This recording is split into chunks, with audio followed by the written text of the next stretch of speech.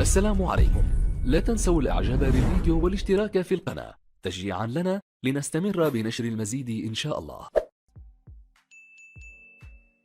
تلقى رئيس الجمهورية عبد المجيد تبون أمس الجمعة مكالمة هاتفية من نظيره الإيراني إبراهيم رئيسي هنأه فيها والشعب الجزائري بعيد الأضحى المبارك. وحسب بيان لرئاسة الجمهورية، فقد أعرب الرئيس تبون عن شكره لهذا التواصل الأخوي متقدما بتهانيه للرئيس والشعب الإيراني متمنيا كل الخير والازدهار. الرئيسان اتفقا خلال هذه المكالمة الهاتفية على تعزيز التعاون المشترك وتسريع اجتماع اللجنة العليا المشتركة بين البلدين. ومن جهته هنأ الرئيس الإيراني الرئيس تبون على انتخاب الجزائر عضو غير دائم في مجلس الأمن الدولي.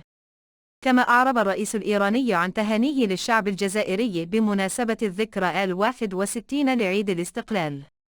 وفي الأخير شكرا لكم، والسلام عليكم.